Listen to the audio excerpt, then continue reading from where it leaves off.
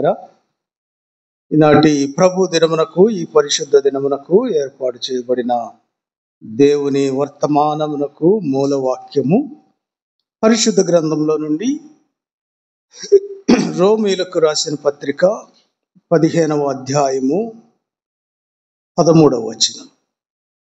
కాగా మీరు పరిశుద్ధాత్మ శక్తి పొంది విస్తారముగా నిరీక్షణ గలవారగుటకు నిరీక్షణకర్తయగు దేవుడు విశ్వాసము ద్వారా సమస్త ఆనందముతోనూ సమాధానముతోనూ మిమ్మును నింపునుగాక. దేవుడు తన పరిశుద్ధ వాక్యము మన వెనుకడిలో దీవించునుగాక.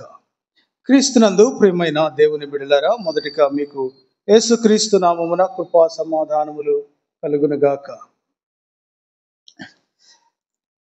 మరి ఇక్కడ మనం గమనించినట్లయితే ఒక మాట ఇక్కడ మనం చూస్తాము. దేవుడు ఈ దినాన లేదంటే ఈ మాసములో మనకిచ్చేటువంటి ఈ ఆశీర్వాదం, ఈ మొదటి ఆదివారంతో మరి ఈ మాసాన్ని ఈ ఆశీర్వాదంతో ప్రారంభించాలి అనేది మరి ఇక్కడ దేవుడు చెప్తున్నటువంటి విషయం ఏంటంటే, ఆయన సమస్తానందముతో సమాధానముతో మిమ్మును నింపునుగాక. నింపునుగాక అంటే ఆశీర్వాదం. దేవుడిస్తున్నటువంటి ఆశీర్వాదాన్ని మరి ఆనందముతో నింపాలి అని దేవుడు ఇష్టపడుతున్నాడంట. మరి ఎంతమంది ఆనందంగా ఉన్నారో నాకైతే తెలియదు. కాబట్టి మనం ఆనందము ఎట్లా తెలుస్తుంది అండి? ఆనందమును గురించి అనేకమైనటువంటి ఆ యొక్క విషయాలు అంటే పోల్చి చెప్తుంటారు ఆనందాన్ని గురించి. ఆనందము అని అంటే ఒక పువ్వు లాంటిది, అంటే విరబూసినటువంటి పువ్వు అనే దాన్ని చూసినప్పుడు అది ఆనందాన్ని కలుగజేస్తుంది. ఆనందము అనేటువంటిది మరి వెలుగును గూర్చినటువంటి మాటగా, వెలిగిపోతుంది ముఖం అంటారు కదా.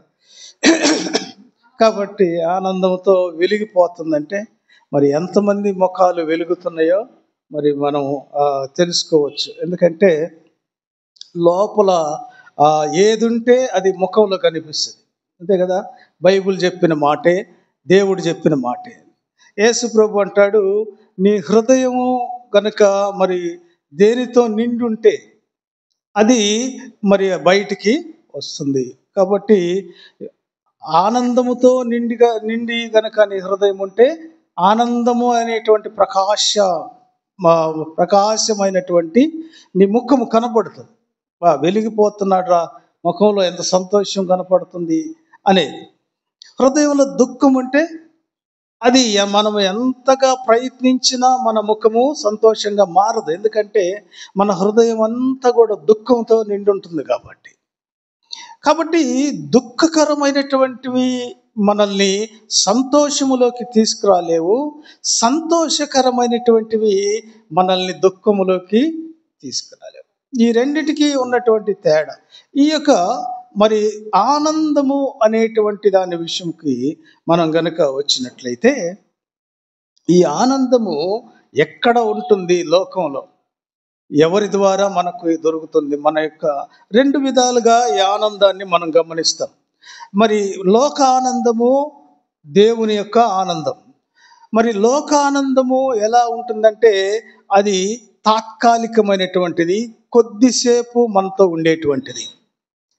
కాబట్టి ఎవరైనా మనకి ఇష్టమైన వాళ్ళు మన దగ్గరికి వచ్చినప్పుడు వాళ్ళతోటి మనం గడిపినటువంటి సమయం, ఒక రోజు అనుకుందాం, 2 రోజులు అనుకుందాం, వాళ్ళు 2 రోజులు మనతో ఉండి మనల్ని ఆనందింపజేసిన తర్వాత వాళ్ళు వెళ్ళిపోతున్నప్పుడు ఆ ఆనందం కూడా వాళ్ళతో పాటు వెళ్ళిపోతూ ఉంటుంది, అంతే కదా.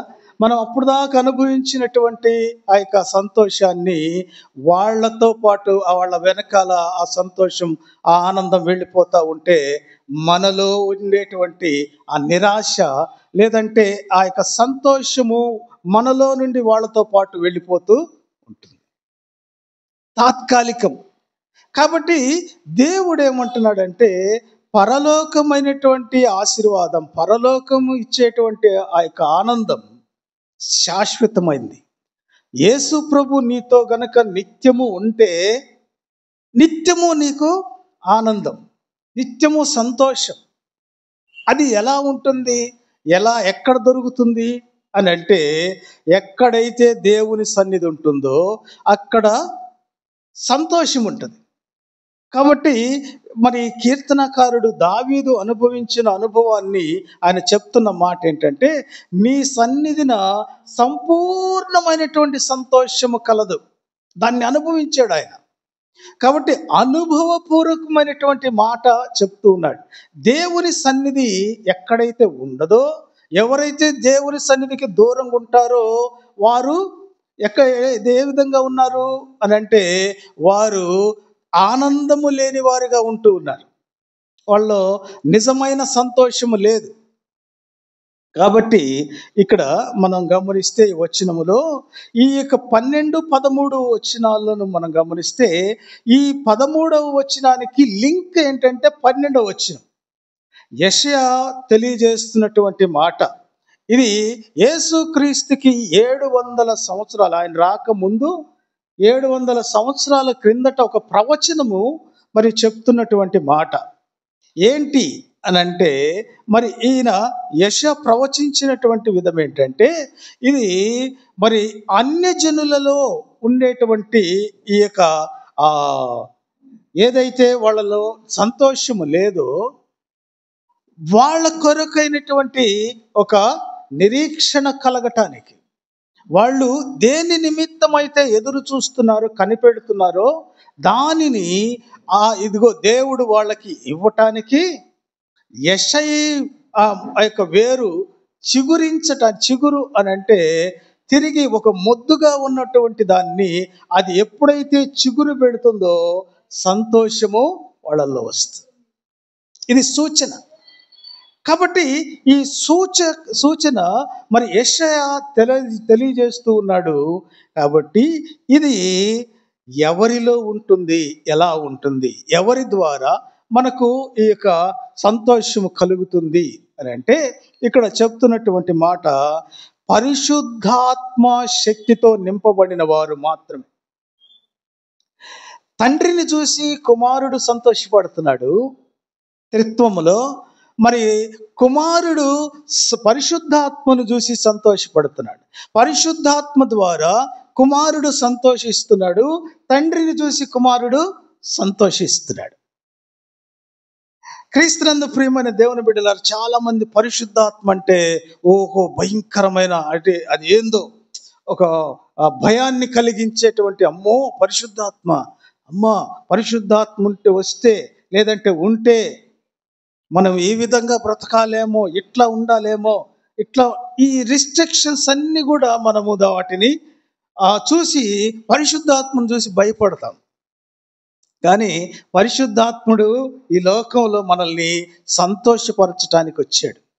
సంతోషాన్ని కలుగ చేయటానికి, తిరిగి దేవునిలో ఆనందింప చేయటానికి మనకు ఈ భూమి మీదకు ఆయన పంపబడ్డాడు.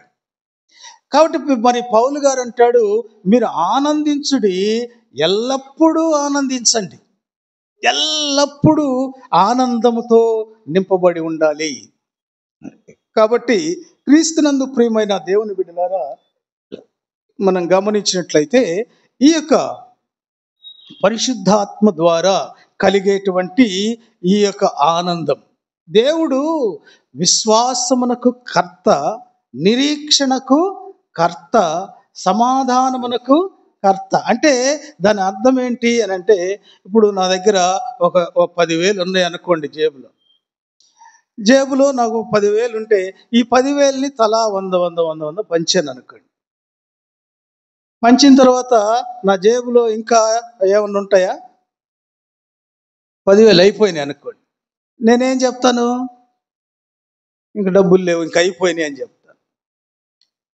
దేవుడు అట్లా చెప్పేవాడు కాదు, చెప్పటానికి లేదు. ఎందుకు లేదు అని అంటే, ఆయన కర్త, కలుగు, మరి దానికి ఆయన మరి కలిగించేటువంటి వాడు, కలుగు చేసేటువంటి వాడు. సమాధానం లేదా నీకు? ఇదిగో నా దగ్గర సమాధానం ఉంది అని ఇచ్చేవాడు. నీకు సంతోషము లేదా? ఇదిగో నా దగ్గర సంతోషం ఉంది, నేను ఇస్తానంటాడు. కాబట్టి దీన్ని కలుగు చేసేటువంటి క్రియేటర్ ఆయన, సృష్టించేటువంటి వాడు ఆయన. ఇదిగో సమాధానాన్ని సృష్టిస్తాడు ఆయన, ఆయన ఆయన దాన్ని కలిగి ఉన్నాడు. కాబట్టి క్రీస్తునందు ప్రియమైన దేవుని బిడ్డలారా, దేవుని దగ్గర సమాధానం, ఆయన దానికి కర్త కాబట్టి ఆయన దగ్గర కొదువు లేదు. కాబట్టి సంతోషానికి, ఆనందానికి కూడా కొదువు లేదు. అయితే మనం ఏం చేస్తామంటే దీనిని అట్లాగనే ఆనందాన్ని వైపు మనం చూడకుండా మనం ఏం చేస్తున్నాం, దుఃఖం వైపే చూస్తున్నాం. అందువల్ల ఈ ఆనందం మన దగ్గరికి రాలేకపోతుంది. ఆనందాన్ని పొందుకోవాలంటే దుఃఖాన్ని విడిచిపెట్టాలి. దుఃఖాన్ని మనం దూరం చేసుకోవాలి. దుఃఖం అంటే అది మనల్ని ఆరోగ్యవంతుల్ని చేస్తుందా? దుఃఖం ఏమన్నా ఆరోగ్యవంతుల్ని చేస్తుందా? మరి ఒక సామెత ఉంది, మరి సంతోషమే సగము బలం అంటారు. కాబట్టి ఈ యొక్క సగబలము సంతోషముతో వస్తే మరి మనము ఎంత ఆరోగ్యంగా ఉంటామో ఆలోచన చేయండి. అయితే ఇది మనుషులకు సాధ్యమా అనేది ఇప్పుడు ప్రశ్న. ఇంతగా మనం చెప్పుకున్నప్పుడు ఇది మనుషులకు ఎలా సాధ్యమవుతుంది? మనం ప్రశ్న వేసుకోవచ్చు. మరి మనము దుఃఖములో, మనకున్న బాధలు, కష్టాలలో మనం ఉంటున్నప్పుడు మరి ఈ కష్టాలు, బాధలను పక్కన పెట్టడం సాధ్యమా అనేది ఆలోచన మనం చేయాలి. అయితే క్రీస్తునందు ప్రియమైన దేవుని బిడ్డలారా, 700 సంవత్సరాలు సంతోషిస్తున్నాడు. ఆయన భూమి మీద బ్రతికినటువంటి 33.5 సంవత్సరము ఆయన జీవించిన విధానమును బట్టి ఆయన సంతోషపడుతున్నాడు. ఆయన చేసేటువంటి సేవ, ఈ లోకంలో, ఈ భూమి మీద ఆయన జీవించిన జీవితం ఎలా ఉంది అని అంటే, గొప్ప కార్యాలు ఆయన గురించి ఒక సాక్ష్యాన్ని పరలోకము నుండి తెలియపరచబడుతుంది. ఈయన ఎటువంటి వాడు అని అంటే, ఆయన ఇతరులను కష్టపెట్టేవాడు కాదు. కష్టపడే వాళ్ళని చూసి ఆయన ఏదో మరి ఆయన సంతోషపడేటువంటి వాడు కాదు. ఆయన దుఃఖపడేటువంటి వారిని ఓదార్చేటువంటి వాడు. ఈ మంచి గుణాలను బట్టి దేవుడు ఆయన చూసి సంతోషపడుతున్నాడు. యేసుక్రీస్తు ఈ లోకంలో మనకు మాదిరి. ఆయనను మనకు ఇన్స్పిరేషన్ గా దేవుడు పంపించాడు. ఇదిగో ఈయన చూడండి, ఇదిగో అంటే దాని అర్థం ఏంటంటే ఇటు చూడండి అని అర్థం కదా. మరి ఇదిగో అని నేను చెప్తున్నాను ఇక్కడ, అంటే దీన్ని మీరు చూడండి అని అర్థం. ఇదిగో అన్నాను అనుకోండి, ఇక్కడ ఏదో ఉంది చూడండి. దేవుడు కూడా అదే చెప్తున్నాడు, ఇదిగో నా సేవకుడు యేసు ప్రభుని చూడండి, ఆయన ఎటువంటి వాడు గమనించండి. ఈయన నా కుమారుడు, ఈయన యందు నేను ఆనందిస్తున్నాను. కాబట్టి క్రీస్తునందు ప్రియమైన దేవుని బిడ్డలారా, ఈరోజు మనము యేసు క్రీస్తు అనేటువంటి ఆనందాన్ని మనము నింపుకోవాలి. ఆయన ఆ ఆనందము అనేటువంటి ఆశీర్వాదముతో నింపబడాలి అనేది మనకు ఇక్కడ తెలియజేస్తున్నటువంటి విషయం. ప్రియమైన దేవుని బిడ్డలారా, అపోస్తుల కార్యముల గ్రంథములో కూడా మనం ఒక మాటను గమనించవచ్చు. 13వ అధ్యాయము, అపోస్తుల కార్యముల గ్రంథము 13వ అధ్యాయము 52వ వచనం. అయితే శిష్యులు ఆనందభరితులై పరిశుద్ధాత్మతో నిండిన వారైరి. ఆనందము ఎప్పుడు వస్తుంది అని అంటే, పరిశుద్ధాత్మ ఎవరిలైతే ఉంటాడో అప్పుడు ఆనందం వస్తుంది. దేవుని సన్నిధిలో సంపూర్ణమైన సంతోషము అనేటువంటిది ఎలా మనము అనుభవిస్తున్నాము అంటే కేవలం పరిశుద్ధాత్మ ద్వారానే. దేవుడు మరి ఆ రోమాపత్రిక 8వ అధ్యాయంలో అంటున్నాడు, నా ఆత్మ లేనివాడు నావాడు కాదు. ఈడు ఆనందించలేడు. దేవుని సన్నిధిలో ఉన్నా కూడా అదే ముఖాలు, అదే దుఃఖం, అదే కనపడుతున్నాయి ముఖాలలో. దేవుని సన్నిధిలో ఉన్నప్పుడు యేసు ప్రభు ముఖాన్ని మనం చూస్తూ ఉంటే ఏమొస్తుంది? సంతోషం వస్తుంది.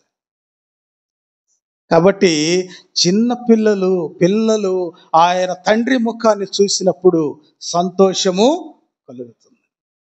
కాబట్టి దేవుని ముఖాన్ని మనం చూడటం అంటే దేవుని సన్నిధిలో దేవునిని మనం ఆత్మను కలిగి ఉన్నప్పుడు దుఃఖము మన నుంచి దూరం అయిపోతా ఉంటుంది.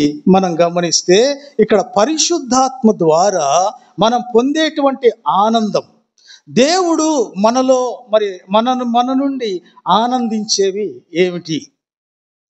ప్రశ్న వేసుకుందాం. ఇప్పుడు ఒక ప్రశ్న, మరి నాలో దేవుడు నన్ను చూసి ఆనందించేది నాలో ఏముంది?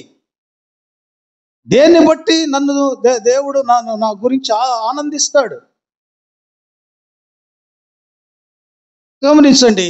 ఎందుకు మరి దేవుడు ఆనందిస్తాడంటే, ఒక చిన్న పిల్లాడు లేదంటే ఒక విశ్వాసి అనుకుందాం. ఆ విశ్వాసిని దేవుడు చేయబట్టుకొని మరి పోతా ఉన్నాడంట.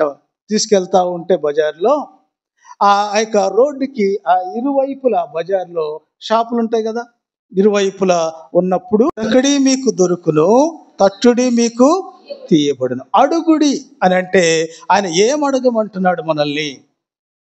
ఆయన అంటున్నాడు, మొదట మీరు పరిశుద్ధాత్మను కోరుకోండి. ఆయన దగ్గర ఆయనే పరిశుద్ధాత్మ, ఆయనే తక్కువ ఆత్మనిచ్చేవాడు కాదు. పరిశుద్ధాత్మను అడగండి, మీకు నేను ధారాళముగా ఇస్తాను అంటున్నాడు. కాబట్టి పరిశుద్ధాత్మ ద్వారా మనం ఇక్కడికి వచ్చినప్పుడు, దేవుని సన్నిధికి వచ్చినప్పుడు, దేవుని సన్నిధిలో మనము మొట్టమొదట మనం కోరుకోవాల్సింది ఏంటంటే, కూర్చున్నప్పుడు మనం ప్రార్థన చేసుకునే అలవాటు ఉంటే రాగానే మనం మొట్టమొదట కూర్చున్నప్పుడు, దేవా పరిశుద్ధాత్మతో నన్ను నింపయ్యా. ఎందుకంటే పరిశుద్ధాత్మ నీలో లేకపోతే దేవుని వాక్యం నీకు అర్థం కాదు. పాట కూడా ఆంధ్ర క్రైస్తవ కీర్తనలో ఉంది కదా, పరిశుద్ధాత్మను కోరుము జీవమా, నీకు అది అవసరము. కాబట్టి పరిశుద్ధాత్మను మనం అడిగినప్పుడు, దేవుడు ఆ పరిశుద్ధాత్మతో మనం నింపబడినప్పుడు, పరిశుద్ధాత్మ ద్వారా మనం పొందే ఆనందం చాలా గొప్పది. అందుకే దేవుడు మనలో నుంచి మరి ఆనందించే మన యొక్క విధానం ఎలా ఉంది? దేవుడు మనల్ని చూసి ఆనందిస్తున్నాడా అంటే, మొట్టమొదట దేవుడు దేన్ని చూస్తున్నాడంటే ప్రవర్తనను చూస్తున్నాడు. ప్రవర్తన గురించి మనం అనేక సార్లు చెప్పుకొని ఉంటాం, వినుంటాం. అయితే ఇక్కడ దేవుడు ప్రవర్తన ఎలాగుంది, మన ప్రవర్తన అనేది మన యొక్క నడవడికను చూసి, ప్రవర్తనను చూసి, మనం ప్రవర్తించే విధానమును బట్టి దేవుడు ఆనందిస్తాడు. ఎలా చూద్దాం. కీర్తనలు 18వ సంకీర్తన, కీర్తనల గ్రంథం 18వ సంకీర్తన 20వ చరణం.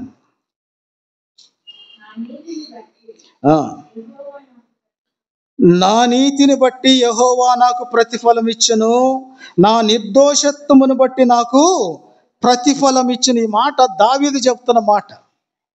దావీదు ఖచ్చితంగా చెబుతున్నాడు, నాకు నీతి, ఆ నీతి నా సొంత నీతి కాదు, అది ఎక్కడి నుంచి వచ్చింది? దేవుడు నాకు ఇచ్చినటువంటి ఆ నీతి పవిత్రమైన ప్రవర్తనను బట్టి నాకు ప్రతిఫలము దొరుకుతుంది.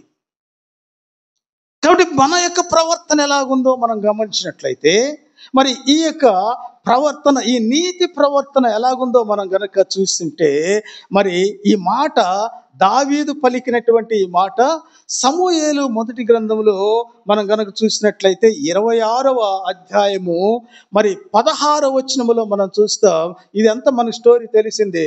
ఆ శత్రువుగా భావించినటువంటి సౌలు దావీదును తరుముతూ ఆయన మరి అలసిపోయి ఒక గుహ దగ్గరికి వచ్చాడు. ఆ గుహ దగ్గరికి వచ్చిన తర్వాత ఆ గుహలో ఆయన తన యొక్క సైనికులతో కలిసి సేదతీరుతూ, విశ్రాంతి పొందుతూ, నిద్రిస్తున్నటువంటి ఆ సమయంలో దావీదు కూడా అటువంటిది ఆ లక్షణం కొంచెమన్నా ఉందా? అయితే ఇక్కడ ఆయన అంటాడు, చూడండి, యెహోవా చేత అభిషేకము నొందిన నీ ఏలిన వానికి నీవు రక్షకముగా ఉండలేదు. రక్షణ పొందినటువంటి బిడ్డలను, విశ్వాసులను, దేవుని సేవకులను, వాళ్ళందరికీ నువ్వు అండగా ఉండాలి. వాళ్ళకు నువ్వు రక్షగా ఉండాలి. నువ్వు వాళ్ళను కాపాడే విధంగా నువ్వు ఉండాలి. అదే దేవుని నీతి. నీతిమంతులను కాపాడువాడు ఆయన. క్రీస్తునందు ప్రియమైన దేవుని బిడ్డలారా, అయితే ఆయన ఏమంటున్నాడంటే దేవుని నీతి ఎలాగుందో చూడండి. 20వ వచనములో, నా దేశమునకు దూరముగాను యెహోవా సన్నిధికి ఎడమగాను నేను మరణము నొందకపోవుదును కాక. ఎంత ఉంటుంది? ఆ చిన్న పిట్టను వెతుక్కుంటూ నువ్వు ఎందుకు వచ్చావయ్యా? నేను అటువంటి వాడిని, మిన్నెల్లినయ్యా, ఏడో మూలన ఎక్కడో ఉండేటువంటి నన్ను నువ్వు చంపటానికి నేనెంతటోడినయ్యా? నువ్వెందుకయ్యా నన్ను తరుక్కొట్టు వస్తూ ఉన్నావు అని చెబుతూ ఆయన ఏమంటాడంటే చూడండి, అందుకు సౌలు ఏమంటున్నాడు, నేను పాపము చేసి తిని ఈ దినమున నా ప్రాణము నీ దృష్టికి ప్రియముగా ఉండిన దానిని బట్టి నేను నీకు ఇక కీడు చేయను. మనలో ఉండేటువంటి సౌమ్యత, మనలో ఉండేటువంటి సాత్వికం, దేవుని యొక్క ఆ సాత్వికాన్ని, తగ్గింపును మనం గనక చూపించగలిగినప్పుడు ఎదుటివాడు ఖచ్చితంగా మారిపోతాడు. అతడు ఎంత మరి హానికరుడైనప్పటికీ కూడా సౌలు ఆయన అంటాడు, తన తప్పుని తాను తెలుసుకున్నాడు. దావీదేం గొప్పగా చెప్పుకోట్లా, నేను గొల్యాతుని చంపాను కదా, నేను మహారాజుగా నేను అభిషేకించబడుతున్నాను కదా అని చెప్పుకోట్లా. తను తాను ఆయన అక్కడ తగ్గించుకుంటున్నాడు. సౌలుని ఆయన గొప్పగానే చూస్తున్నాడు, రాజుగానే చూస్తున్నాడు. ప్రియమైన దేవుని బిడ్డలారా, ఒక వ్యక్తి కఠినాత్ముడైనటువంటి వానిని కూడా నువ్వు మార్చగలిగే శక్తి తగ్గింపులో ఉంది. నీ తగ్గింపును బట్టి ఎదుటి వాళ్ళు మార్చబడతారు. అందుకే ఆయన అంటాడు, మరి ఈ విధంగా మరి నాకు వచ్చిన అవకాశాన్ని నేను ఉపయోగించుకోలేకపోతున్నా. నేను చంపనొల్లకపోయానయ్యా, నేను చంపను, నీకు హాని చేయను. ఇది దేవుని నీతి.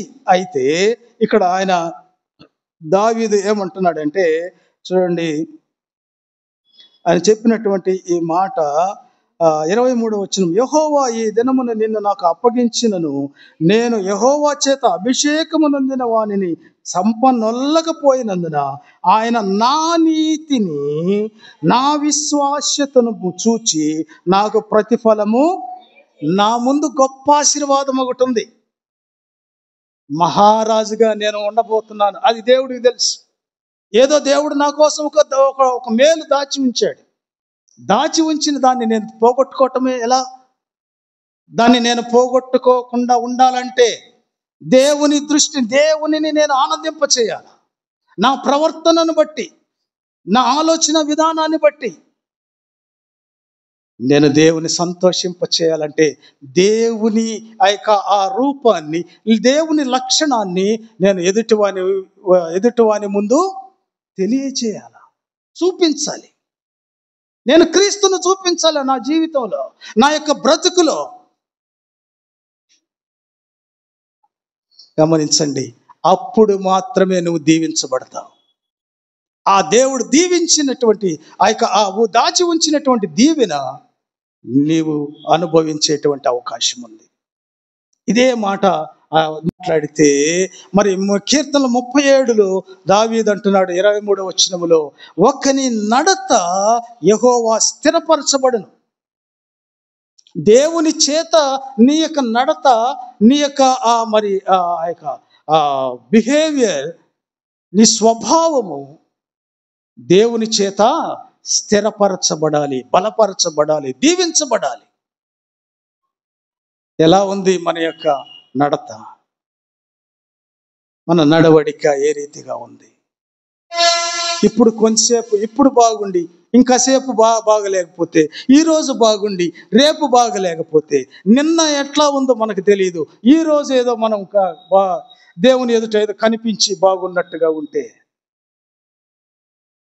రెండు విధాలైనటువంటి జీవితాలు కాదు. ఇక్కడ అంటున్నాడు, నీ నడత దేవుని చేత స్థిరపరచబడాలి. అడగాలి, ప్రార్థన, దేవుణ్ణి అడగాల. దేవా, ఇదిగో నా జీవితము, నా యొక్క భవిష్యత్తు, నా స్వభావము, నాలో ఉండేటువంటి ఈ నడత నీకు అంగీకారంగా ఉండాల. నా నోటి మాటలు, నా హృదయ ధ్యానము ఎవరి దృష్టికి? దేవుని దృష్టి, మనుషుల దృష్టికి కాదు. మనల్ని మెచ్చుకునే వాళ్ళ దృష్టికి కాదు, మనల్ని పొగడే వాళ్ళ దృష్టికి కాదు, దేవుని దృష్టికి. దేవుడు పరలోకము నుండి సాక్ష్యం ఇస్తాడు. ఇదిగో యోబు గురించి దేవుడు మాట్లాడుతూ అంటున్నాడు, ఈయన నా సేవకుడు, నా భక్తుడైనటువంటి వాడు. నా భక్తుడిని నువ్వు చూసావా భూమి మీద ఎలా ఉన్నాడు అని చెప్పగలిగేటువంటి సాక్ష్యం మనలో ఉండాలి. కాబట్టి మనం గమనించినట్లయితే మరి ఈ విధంగా దేవుడు మాట్లాడుతూ ఉన్నాడు. రెండు విషయాలు దేవుడు తెలియజేస్తున్నాడు. భక్తి విడిచినటువంటి వ్యక్తి మంచి వ్యక్తి. ఇద్దరున్నారు. భక్తిని కొనసాగింపులో దానిని విడిచిపెట్టినటువంటి వారు, దేవుని దృష్టికి మంచివాడిగా జీవించినటువంటి వారు. వీళ్ళు ఎలా ఉంటారు? భక్తి విడిచినటువంటి వారికి తీర్పులు మరి ఇవన్నీ కూడా దేవునికి లెక్క ఒప్పచెప్పటాలు ఇవన్నీ అవసరం లేదు. దేవుడు ఉన్నాడు అనేటువంటిది వాళ్ళ హృదయంలోంచి తీసేసుకున్నారు.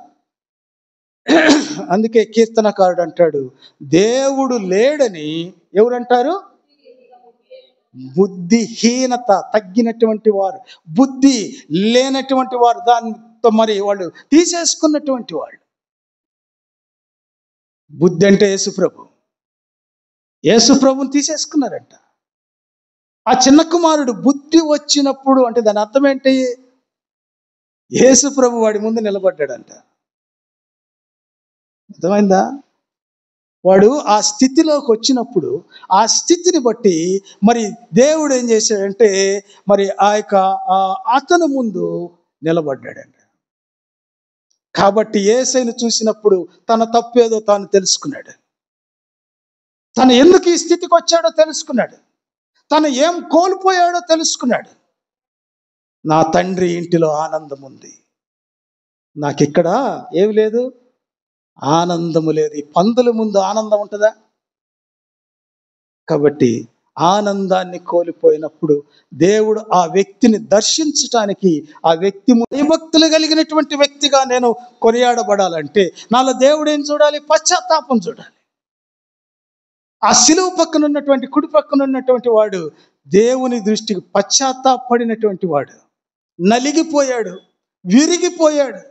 అయ్యో, ఇదిగో యేసును చూస్తూ ఆయన తనలో ఉన్నటువంటి ఆ యొక్క పాపాన్ని, ఆ తప్పులన్నిటినీ ఆయన వాటిని గురించి దుఃఖపడ్డాడు తన హృదయంలో.